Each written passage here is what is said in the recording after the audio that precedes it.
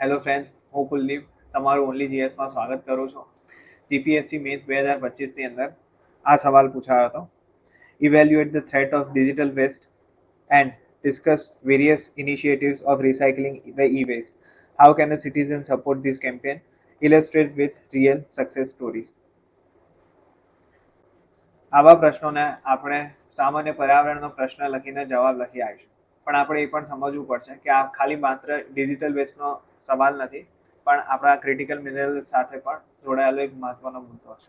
આજના economy સિરીઝના 5th લેક્ચરની અંદર આપણે માત્ર કરંટ અફેર્સ નહીં, પણ આંતરરાષ્ટ્રીય સ્તરે ચાલી રહેલા યુએસ અને ઈરાનના તણાવ વચ્ચે ભારત પોતાની ઉર્જા સુરક્ષા કેવી રીતે સુનિશ્ચિત કરી રહ્યું છે એ જોઈશું, અને ખનિજ ક્ષેત્રને કેવી રીતે મજબૂત કરી રહ્યું છે તે વિશે વિશ્લેષણ કરીશું.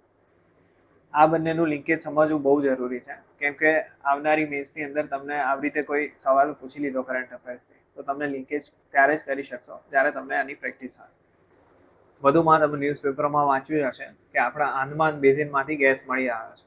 આ ડિસ્કવરીથી આપણો એક પાડોશી દેશ છે એની ચિંતા વધી ગઈ છે, જે ભારતને હિન્દ મહાસાગરની અંદર ઘેરવાની કોશિશ કરી રહ્યો છે. આ ટોપિક વિશે આપણે વિડીયોના સેકન્ડ પાર્ટની અંદર જોઈશું. આ ટોપિક મેન્સ માટે એટલા માટે મહત્વનો છે કેમ કે છેલ્લા ઘણા મહિનાથી આ ટોપિક કરંટ અફેર્સમાં તો છે જ, ઉપરથી આખું વર્લ્ડ આના લીધે એનર્જી ક્રાઇસિસ ફેસ કરી રહ્યું છે. આ બધા જ ટોપિકને આપણે પીવાયક્યુ સાથે લિંક કરવાનો ટ્રાય કરીશું, પણ અત્યારે આપણે આપણો ફર્સ્ટ ટોપિક આજનો જોઈએ, એ mines and minerals development regulation act 2025, એના જે અમેન્ડમેન્ટ થયા છે એ જોઈએ. નવા નિયમોની જાહેરાત ખાણ મંત્રાલયે કરી છે. તાજેતરમાં મિનરલ કન્સેશનના નિયમો 2026 જાહેર કર્યા છે. આ સુધારાઓ દ્વારા શું થશે? કાયદાની મુખ્ય જોગવાઈનો અમલ વધુ પારદર્શક અને સરળ બનશે, એટલે ટ્રાન્સપરન્સી લાવવા માટે આ કાયદાનો હેતુ છે. નેક્સ્ટ આપણે જોઈએ કે મુખ્ય ફેરફારો શું થયા છે. તો લીઝ એક્સટેન્શનના નિયમો બદલાયા છે. તો પહેલા કોઈ માઇન ઓનર છે, એને આટલો લેન્ડ અલોટ કર્યો છે, તો એને વન ટાઈમ એક્સટેન્ડ કરાવવું હોય તો વન ટાઈમ એક્સટેન્ડ કરી શકે. એક વખત વિસ્તાર વધારવાની મંજૂરી મળશે. ડિજિટલ મિનરલ એક્સચેન્જની સ્થાપના કરવામાં આવી છે, જેના લીધે ખનિજોની ખરીદી અને વેચાણ માટે ઓનલાઈન પ્લેટફોર્મ બનશે, તો એ સરળ બનશે. ગેરકાયદેસર વેપાર એનાથી અટકી જશે અને ભાવોમાં ટ્રાન્સપરન્સી આવશે.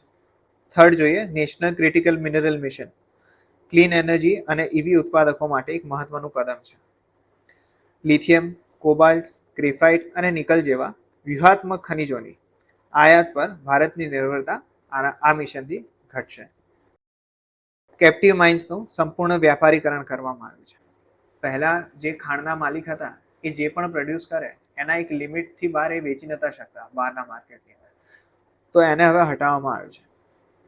50%થી વધુ વધારાનું ખનિજ બહાર ન વેચવાની મર્યાદા હતી, જે હવે સંપૂર્ણપણે હટાવી લેવામાં આવે છે. એના લીધે આવા મિનરલ્સનો સપ્લાય વધશે. નામમાં ફેરફાર કરવામાં આવે છે. મિનરલ્સ એક્સપ્લોરેશન ટ્રસ્ટ હતું, એનું નામ બદલીને national mineral exploration and development trust કરવામાં આવ્યું છે. આ એટલા મેજર નથી, આમાં ખાલી નામ ચેન્જ કર્યું છે. હવે આપણે જોઈએ 2025 મેન્સમાં ઈ વેસ્ટનો પ્રશ્ન. હવે મોબાઈલ અને લેપટોપમાંથી આપણને શું મળે છે? લિથિયમ અને કોબાલ્ટ. અને આ સરકારના જે સુધારા આવ્યા એ શેના ઉપર ફોકસ કરે છે? લિથિયમ અને કોબાલ્ટ પર. એટલે જો ભારત એના ઈ વેસ્ટનું પ્રોપર રિસાયકલિંગ કરી શકે તો ક્લીન એનર્જી જેવા એના લક્ષ્યને એ સરળતાથી હાંસલ કરી શકે, અને આના લીધે આપણે ચીન ઉપર પણ ડિપેન્ડન્ટ રહેવાની જરૂર નહીં પડે. આ રિસેન્ટ અમેન્ડમેન્ટ જે છે એ ઈ વેસ્ટને કેવી રીતે કન્ફાઇન કરવામાં મદદ કરશે, કે એને વધારો ના થાય એના માટે મદદ કરશે, એ જોઈએ. ઈવી બેટરીના ઉત્પાદન માટે જે જરૂરી ખનિજો છે એની હરાજીને મંજૂરી આપી, એનાથી શું થશે? ઈવીનું ઉત્પાદન વધશે. ઝીરો વેસ્ટ માઇનિંગને પ્રોત્સાહન આપે છે, એના લીધે વેસ્ટ જનરેશન ઓછું થશે કે નહીં થાય. સ્થાનિક સંશોધન માટે એટલે કે રિસર્ચ માટે ભંડોળ એ વધશે, કેમ કે રોયલ્ટીનો ફાળો વધશે. વ્યાપક ઈ વેસ્ટ મેનેજમેન્ટ ફ્રેમવર્ક, એમાં EPR એક્સટેન્ડેડ પ્રોડ્યુસર રિસ્પોન્સિબિલિટીના સર્ટિફિકેટ આપવામાં આવશે. અને અર્બન માઇનિંગ, આ બહુ ઇમ્પોર્ટન્ટ કીવર્ડ છે, આને તમે તમારા મેન્સના આન્સરની અંદર લખી શકો છો. અર્બન માઇનિંગ એટલે પ્રોપર માઇનિંગની અંદર તમારે જઈને ખનિજોને અલગ કરવાની જરૂર નથી, પણ આ વેસ્ટથી તમે રિસાયકલિંગ કરીને જે પણ ખનિજો મેળવો છો એને અર્બન માઇનિંગ કહેવાય. હવે નેક્સ્ટ જોઈએ આપણે મુખ્ય ફેરફારો જોયા. હવે એના બેનિફિટ્સ શું છે, આ સુધારાથી તમને શું ફાયદા થશે એ જોઈએ. ચાઇનાની મોનોપોલીનો અંત આવશે. ચીનની સપ્લાય ચેનની મોનોપોલી છે એ તોડવામાં મદદ કરશે ઇન્ડિયાને. ચાઇના 60-70% એ લિથિયમ પ્રોડ્યુસ કરે છે અને 80-90% લિથિયમ છે એને ખુદ જ પ્રોસેસ કરે છે, એટલે એ મેજર સપ્લાયર છે લિથિયમ. વૈશ્વિક જોડાણ. ભારત હવે અમેરિકાની આગેવાની હેઠળના મિનરલ સિક્યોરિટી પાર્ટનરશિપ જેવા વૈશ્વિક જૂથોમાં સક્રિય ભૂમિકા ભજવી રહ્યું છે. Giga factories. અત્યાર સુધી આપણે ઈવીની બેટરીઝ જે છે એ અસેમ્બલ કરતા હતા, પણ હવે આપણે એના જે સેલ આવે બેટરીના એ આપણે જાતે જ પ્રોડ્યુસ કરીશું. અહીંયા એ જ વાત થયેલી છે. વિશિષ્ટ ખનિજોનો લાભ મળશે. ચિપ મેકિંગ અને સેમિકન્ડક્ટરના પ્લાન્ટ્સ માટે જરૂરી કેમિકલ્સ અને ગેસ આ ખનિજોમાંથી મેળવી શકાશે. આર્થિક સુરક્ષા અને આત્મનિર્ભરતા. લિથિયમ અને કોબાલ્ટ જેવી ધાતુઓ આયાત કરવા માટે થતો અબજોનો ડોલરનો ખર્ચ બચશે. હવે આ ડોલરનો ખર્ચ બચશે એટલી જ આપણી જે વિદેશી હુંડિયામણો છે એ બચશે, જે આપણે ફોરેક્સ રિઝર્વ રાખી મૂકીએ છીએ. રોજગારીની તકો વધશે. નવી ખાણો શરૂ થશે, ખનિજ શુદ્ધિકરણ ને આ બધા પ્લાન્સ શરૂ થશે તો રોજગારી ઓબ્વિયસલી વધારે મળવાની વધારે. ઇઝ ઓફ ડુઈંગ બિઝનેસ થશે. લીઝ એક્સટેન્શન સરળ બન્યું છે અને ઓનલાઈન ટ્રેડિંગ થાય છે એના કારણે ઇઝ ઓફ ડુઈંગ બિઝનેસ સરળ બનશે. પર્યાવરણીય લક્ષ્યો જોઈએ તો વર્ષ 2070 સુધીમાં નેટ ઝીરો કાર્બનનું લક્ષ્ય હાંસલ કરવા માટે આ જે રિન્યુએબલ એનર્જી અનિવાર્ય છે એના માટે આ ખનિજો અને આ સુધારાઓ મદદરૂપ બનશે. હવે આ સુધારાઓ, આ મિનરલ્સ ભારત માટે કેમ અનિવાર્ય છે એ જોઈએ. ક્લીન એનર્જી, ગ્રીન એનર્જીના લક્ષ્યો પૂરા કરવા. હમણાં પણ ઉપર જોયું કે 2030 સુધીમાં 500 ગીગાવોટ બિનઅશ્મિભૂત ઉર્જા નોન ફોસિલ ફ્યુલ એનર્જીમાંથી ઉત્પન્ન કરવાનું લક્ષ્ય છે એ પૂરું કરવા. સોલર પેનલ અને પવનચક્કી બનાવવા માટે સિલિકોન, ટેલ્યુરિયમ, રેર અર્થ એલિમેન્ટ જેવા વિશિષ્ટ ખનિજોની ભારે જરૂરિયાત ભારતને પડવાની છે, એના માટે આ આપણને એક પુશ આપશે. અન્ય દેશો પર આયાતનું જોખમ ઘટશે. ભારત હાલમાં પોતાની જરૂરિયાતનું 100% લિથિયમ, કોબાલ્ટ અને નિકલ એ ફોરેનથી ઇમ્પોર્ટ કરે છે. આ આયાતના કારણે દેશની વેપારી ખાદ્ય છે ટ્રેડ ડેફિસિટ એ સતત વધી રહી છે. વૈશ્વિક રાજકારણ અને ચીનનો ઇજારો. ચીન એકલું જ દુનિયાના 60-70% રેર અર્થ ખનિજનું ઉત્ખનન કરે છે. હમણાં આપણે ઉપર જોયું એમાંથી 80-90% તો એ પ્રોસેસિંગ પણ એ જાતે જ કરે છે. ભારત એના 80% થી વધુ લિથિયમ અને મહત્વના ચુંબકો જે મેગ્નેટ છે એ ચીનથી આયાત કરવા મજબૂર છે, કેમ કે ઇન્ડિયા પાસે એવો સોર્સ નથી અને સોર્સ છે તો એ પ્રોસેસ નથી કરી શકતું, એ કેપેબિલિટીઝ નથી. રાષ્ટ્રીય સુરક્ષા અને સંરક્ષણ. આત્મનિર્ભર ભારત અભિયાન હેઠળ દેશમાં જ આધુનિક હથિયારો બનાવવા માટે આ ખનિજો બહુ જ જરૂરી છે અને આપણને ખબર છે ચિપ મેકિંગ અને સેમિકન્ડક્ટર્સ માટે પણ આ વસ્તુ બહુ જ ઇમ્પોર્ટન્ટ છે.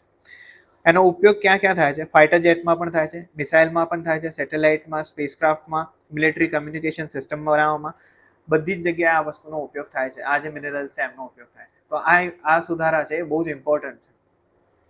ઇલેક્ટ્રિક વ્હીકલ ક્રાંતિ માટે. ઈવીની બેટરી મેન્યુફેક્ચરિંગ માટે લિથિયમ, કોબાલ્ટ, ગ્રેફાઇટ જેવા મિનરલ્સ છે એ બહુ જ ઇમ્પોર્ટન્ટ છે. હવે આપણે કન્ક્લુઝન તરફ આગળ વધીએ. કન્ક્લુઝન એ સચોટ, સરળ અને ટુ ધ પોઈન્ટ હોવું જોઈએ. તમે આ પ્રકારનું સીધું કન્ક્લુઝન પણ લખી શકો છો આમાંથી ડાયરેક્ટ કોપી કરીને.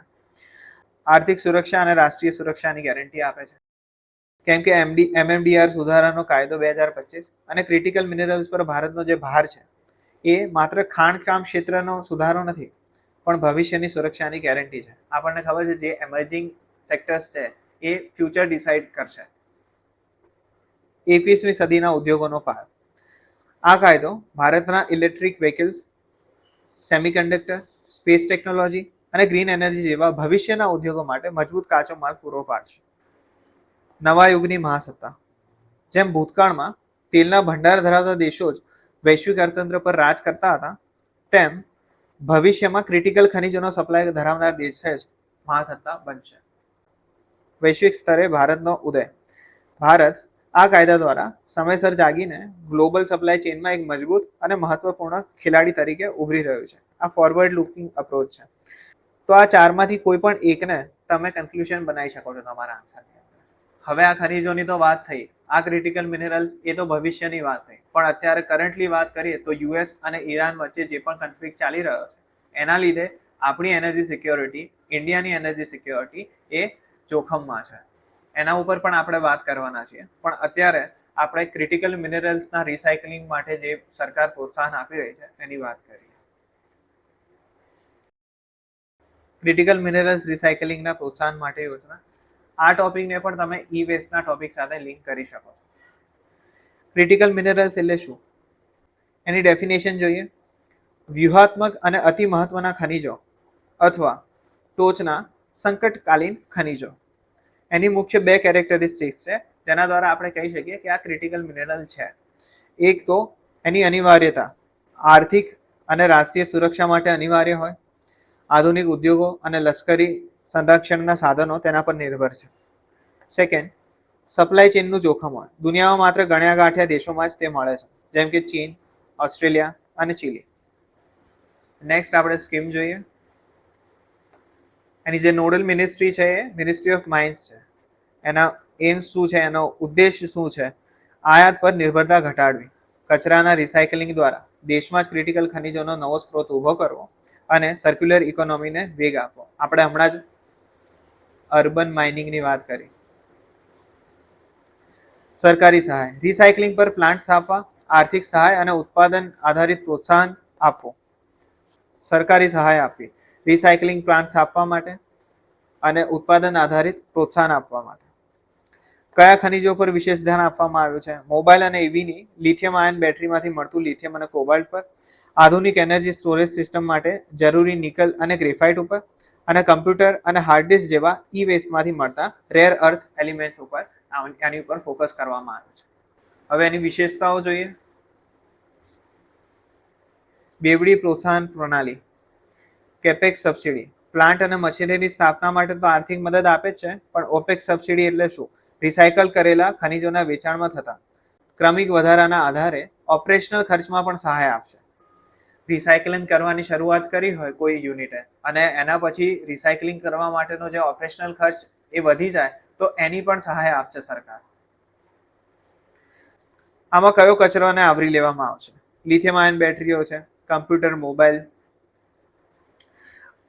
અને જે ઈવીની લાઈફ પૂરી થઈ હોય એને પણ કવર કરવામાં આવશે. આમાં કયા મિનરલ્સ ઇન્ક્લુડ કર્યા છે? Lithium, cobalt, nickel, graphite, gallium, rare earth elements જેવા 27 ટાઈપ્સના મિનરલ્સ છે એને કવર કરી લીધા છે આ પોલિસીની અંદર. સર્વસમાવેશક વિકાસ એટલે કે ઇન્ક્લુસિવ ડેવલપમેન્ટની વાત થઈ છે. યોજનામાં માત્ર મોટી કંપનીઓ જ નહીં, પણ નાના રિસાયકલર્સ અને નવા સ્ટાર્ટઅપ્સને પણ આર્થિક મદદ આપવામાં આવશે. હવે આ રિસાયકલિંગનું ઇમ્પોર્ટન્સ શું છે એ સમજીએ. આપણે ઉપરના ટોપિકમાં પણ જોયું, અહીંયા પણ એ જ છે.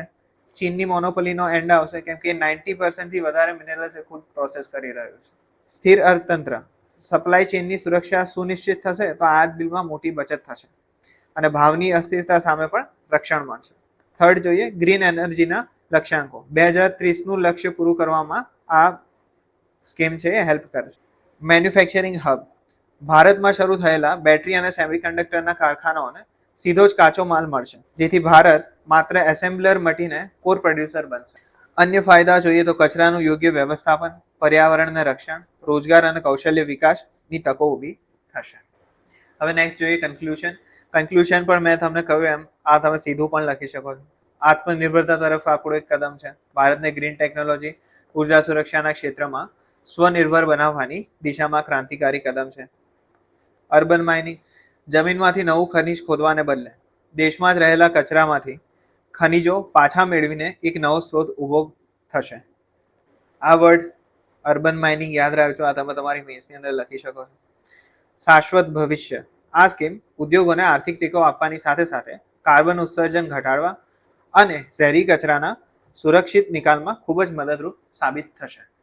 હવે આપણે આ સેકન્ડ ટોપિક જોયો, ક્રિટિકલ મિનરલ્સના પ્રોત્સાહનની યોજના માટે. આપણે 5 થી 6 પેજની સ્લાઇડ્સ ભણ્યા. આપણે એ બધાને મેં માત્ર એક પેજનો માઇન્ડ મેપ બનાવીને તમને આપ્યા છે.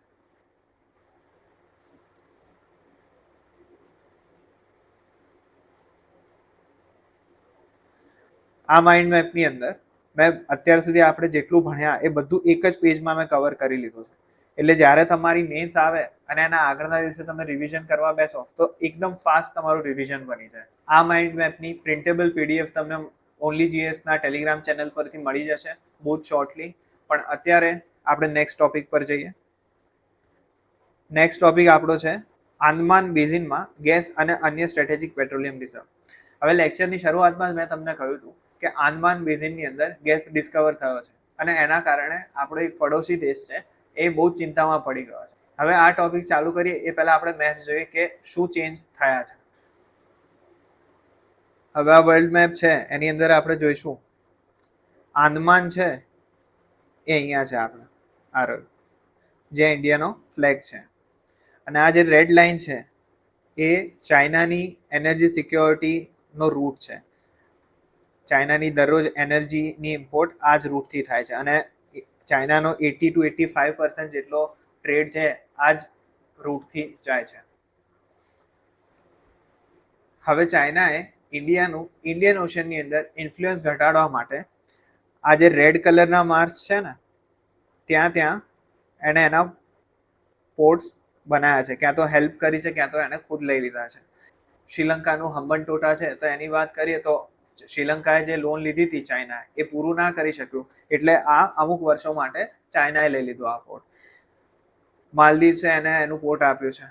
આ બાજુ પાકિસ્તાને ગ્વાદર આપ્યું છે.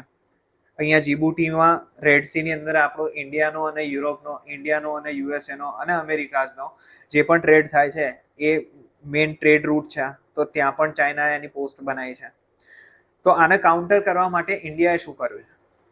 ઇન્ડિયાએ સૌથી પહેલા મ્યાનમારમાં જોઈએ તો મ્યાનમારમાં જ્યાં અહીંયા પોર્ટ બનાવ્યું છે તો અહીંયા સિટવે પોર્ટ ઇન્ડિયા ડેવલપ કરી રહ્યું છે. બાંગ્લાદેશની અંદર મોંગલા પોર્ટ છે એ ચાઇનાએ લઈ લીધું છે. હમ્બનટોટાની પણ વાત કરી. આ બાજુ પાકિસ્તાનની અંદર ગ્વાદર લીધું છે તો આપણે ઈરાનની અંદરનું ચાબહાર પોર્ટ છે એને આપણે ડેવલપ કરી રહ્યા છે. ઈરાનની અંદર દકમ પોર્ટ છે એ આપણે ડેવલપ કરી રહ્યા છે. અને મોસ્ટ રિસન્ટ ડેવલપમેન્ટ છે એ નિકોબાર આઇલેન્ડ પર છે. એની ઉપર આપણે ગ્રેટ નિકોબાર પ્રોજેક્ટ બનાવવા જઈ રહ્યા છે. અને સામે ઇન્ડોનેશિયાની અંદર આપણે સાબંગ પોર્ટ આપણે ડેવલપ કરી રહ્યા છે. આનાથી શું થશે? અહીંયાથી ચાઇનાને જવું હોય તો મલેશિયા, સિંગાપોર થઈ અને શાંઘાઈ કે એના કોસ્ટલ એરિયા પર પહોંચે કોઈ પણ ટ્રેડ શિપ હોય એની. પણ અત્યારે આપણે જોયું કે પર્શિયન ગલ્ફની અંદર ઈરાન અને યુએસ વચ્ચે વોર ચાલી રહ્યો છે. તો ઈરાને આ સાંકડી જગ્યા છે એ બંધ કરી દીધી છે. તો આખા વર્લ્ડની અંદર એનર્જી ક્રાઇસિસ થઈ રહ્યા છે. એવી જ રીતે ક્યારેક આપણને ચાઇના પ્રેશરાઇઝ કરે તો આપણી પાસે પણ એક ચોક પોઈન્ટ કહેવાય મલાક્કા સ્ટ્રેટ છે. આ સ્ટેટ ઓફ મલાક્કાનું આ એન્ટ્રી પોઈન્ટ છે સાબંગ પોર્ટ અને ગ્રેટ નિકોબાર પોર્ટ જે બનવા જઈ રહ્યું છે. તો એ બંનેને જ્યારે ચોક કરશે તો એની પણ સપ્લાય રોકાઈ જશે જો ચાઇના આપણી સાથે એવું કરશે તો. એટલા માટે આંદમાન બેઝિનની અંદર આપણને ગેસ મળ્યો તો આપણે પણ પર્શિયન ગલ્ફથી જ આ ગ્રીન લાઇન છે આપણી છે. તો આપણે જે પણ ઇમ્પોર્ટ કરીએ છીએ પર્શિયન ગલ્ફથી તો એનો બી આપણને એક બીજો મેજર સોર્સ આ બાજુથી મળી રહ્યો છે અને આપણી ઇન્ડિયન ટેરિટરીની અંદર છે. તો આપણને એક વાતની સિક્યોરિટી મળી છે. એટલા જ માટે ચાઇના ચિંતામાં છે. હવે આપણે આપણા ટોપિક પર પાછા આવીએ. મુખ્ય સમાચાર અને પરિચય જોઈએ. મોટી સફળતા એ છે કે IOL દ્વારા ભારત સરકારના સમુદ્ર મંથન મિશન હેઠળ મોટી સિદ્ધિ હાંસલ કરવામાં આવી છે. અને શોધનું સ્થળ શું છે? આંદમાનના દરિયામાં શ્રી વિજયપુરમ 3 કુવામાં કુદરતી ગેસનો મોટો ભંડાર શોધવામાં સફળતા મળી છે. આ નાનો ભંડાર નથી, મોટો ભંડાર છે. એટલા માટે ચાઇના એ ચિંતામાં છે. નેક્સ્ટ જોઈએ આ શોધનું આર્થિક અને ભૌગોલિક મહત્વ. આયાત પર નિર્ભરતા ઘટશે આપણી. હમણાં જ આપણે જોયું કે ઇન્ડિયા પણ પર્શિયન ગલ્ફમાંથી જ ગેસ ઇમ્પોર્ટ કરે છે. તો એની ઉપર આપણે ઘટાડો થશે. રાજકોષીય ખાધ પર નિયંત્રણ રહેશે. આપણે જે પેમેન્ટ કરીએ છીએ એ ડોલરમાં થાય છે તો એની અંદર પણ ઘટાડો થશે. ડાઉનસ્ટ્રીમ ઉદ્યોગોનો વિકાસ થશે. સ્થાનિક ગેસ મળવાથી ફર્ટિલાઇઝર પ્લાન્ટ, પાવર પ્લાન્ટ અને સિટી ગેસ ડિસ્ટ્રીબ્યુશનને સસ્તો કાચો માલ મળશે. ડાઉનસ્ટ્રીમ ઉદ્યોગનો વિકાસ. ડાઉનસ્ટ્રીમ એટલે શું? એક હોય અપસ્ટ્રીમ એટલે આ અપસ્ટ્રીમ છે આ અપસ્ટ્રીમ છે તો આ અપ થયું, આ ડાઉન સ્ટ્રીમ છે તો આ ડાઉન થયું. તો અપસ્ટ્રીમ જ્યાંથી કાચો માલ આપણને મળે અથવા રો મટીરિયલ આપણને જે મળે, આ ધારો કે તમારો યુનિટ છે ક્યાં તો આ તમારો બિઝનેસ છે. માની લો કે તમારી બ્રેડ બનાવવાની કંપની છે, તો તમારા માટે અપસ્ટ્રીમ ચેનલ કઈ થઈ? વીટ પ્રોડ્યુસર્સ.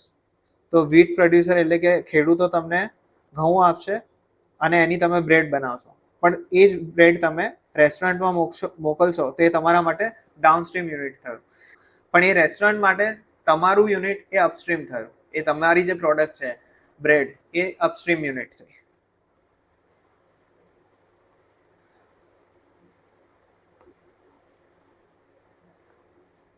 મલાક્કા ડેલેમાં હમણાં જ આપણે જોયું કે મલાક્કા સ્ટેટના જે એન્ટ્રી પોઈન્ટ ઉપર આપણે જે ચોક પોઈન્ટ બનાવી રહ્યા છે એની વાત છે. આંદમાન સ્ટેટ ઓફ મલાક્કાની નજીક છે. ચીનનો 80% વેપાર અને ઉર્જા સપ્લાય અહીંથી જ પસાર થાય છે, જ્યાં ભારત મજબૂત સ્થિતિ મેળવશે. વ્યૂહાત્મક સ્વાયત્તતા, સ્ટ્રેટેજિક ઓટોનોમી. પશ્ચિમ એશિયા અને મિડલ ઇસ્ટમાં ચાલતા યુદ્ધ અને અસ્થિરતા વચ્ચે હિન્દ મહાસાગરમાં પોતાનો ગેસ સ્ત્રોત હોવો એ ભારત માટે એક રક્ષણ સમાન છે. હમણાં જ આપણે જોયું કે પર્શિયન ગલ્ફ બંધ કરી દીધો તો આપણને એનર્જી ક્રાઇસિસ ફીલ થતા હતા. આપણા ગેસ સિલિન્ડર મોંઘા થઈ ગયા, ગેસ સિલિન્ડર મળતા નતા, એ સિચ્યુએશન આવી ગઈ હતી. તો આવા ટાઈમની અંદર આ આપણને એક સિક્યોરિટી પૂરી પાડશે. સ્ટ્રેટેજિક પેટ્રોલિયમ રિઝર્વ જોઈએ તો સ્ટ્રેટેજિક પેટ્રોલિયમ રિઝર્વ એ અત્યારે હમણાં આપણને ગેસ મળ્યો, એવી જ રીતે આપણે ક્રૂડ ઓઇલને કેવી રીતે સ્ટોર કરીએ એની વાત છે. વ્યાખ્યા જોઈએ તો કાચા તેલનો આપત્તિજનક અને સંકટકાલીન સમય માટે ભૂગર્ભીય સંગ્રહ છે. ભારતના વ્યૂહાત્મક તેલ ભંડારના સ્થળો ક્યાં ક્યાં છે? વિશાખાપટ્ટનમ આંધ્રમાં, મેંગ્લોર કર્ણાટક, પાદુર ઉડુપીની અંદર. અને નવા આયોજિત વિસ્તરણના સ્થળો ક્યાં છે? ઓડિશાની અંદર છે, કર્ણાટકની અંદર એક્સટેન્શન કરવાનું છે પાદુર. નેક્સ્ટ જોઈએ સ્ટ્રેટેજિક પેટ્રોલિયમ રિઝર્વનું મહત્વ શું છે? ઉર્જા સુરક્ષા કવચ છે. હાલનો ભંડાર દેશની આશરે 9.5 દિવસની કાચા તેલની જરૂરિયાત પૂરી કરી શકે એમ છે. અત્યારે આપણો જે સ્ટ્રેટેજિક રિઝર્વ છે ઉપરની 3 જગ્યાએ એ 9.5 દિવસ ચાલે એટલો છે. અને બીજી જે લોકલ રિફાઇનરીઝનો જે સ્ટોરેજ છે એની સાથે આપણે ટોટલ ગણીએ તો 74 ડેઝનું બફર આપણી પાસે છે. સરકાર આ ક્ષમતાને વધારીને કુલ 90 ડેઝ કરવાનો લક્ષ્યાંક ધરાવે છે. આર્થિક સ્થિરતા આવશે જ્યારે આંતરરાષ્ટ્રીય બજારમાં ભાવ ખૂબ નીચા હોય ત્યારે આ રિઝર્વની અંદર સસ્તા ભાવે આપણે ઓઇલ ખરીદી લઈએ, ક્રૂડ ઓઇલ ખરીદી લઈએ, તો જ્યારે ભાવ વધે ત્યારે આપણે 90 ડેઝનું બફર છે તો આપણે એટલા દિવસની અંદર તો ભાવ નીચે આવી જાય એવું એક્સપેક્ટ કરતા હોઈએ. તો એના માટે પણ આપણને સ્થિરતા બક્ષશે. મુખ્ય ચેલેન્જો શું છે એની આપણે જોઈએ તો ઉચ્ચ મૂડી રોકાણ જોઈએ. ભૂગર્ભમાં મોટી ગુફાઓ બનાવીને લાખો ટન તેલ સંગ્રહ કરવાનો ખર્ચ ખૂબ વધારે હોય છે.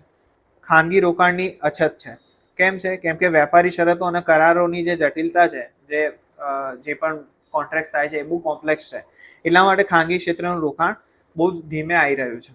મંજૂરીઓમાં વિલંબ. જમીન સંપાદન, દરિયાકાંઠાના વિસ્તારોમાં મોટા પ્રોજેક્ટ માટે પર્યાવરણીય મંજૂરીઓ અને કોસ્ટલ રેગ્યુલેશન ઝોનની મંજૂરીઓ મેળવવામાં લાંબો સમય લાગે છે. માંગ વધતી જાય છે આપણી. ભારતની તેલની વિશાળ માંગ સામે આ સંગ્રહ ક્ષમતા હજી પણ વધારવાની જરૂર છે. ઇન્ડિયા એ બહુ જ પોપ્યુલસ કન્ટ્રી છે અને એની ડિમાન્ડ પણ ઓઇલની ડિમાન્ડ પણ એટલી જ વધારે છે. એટલા માટે આ સ્ટોરેજને આપણે દિવસે દિવસે વધારવાની જરૂર પડી રહી છે. તો આ એક ચેલેન્જ છે એની. હવે નેક્સ્ટ જોઈએ એનો કન્ક્લુઝનમાં આપણે શું લખીશું. ઉર્જા ક્ષેત્રે આપણે આત્મનિર્ભર બનીશું.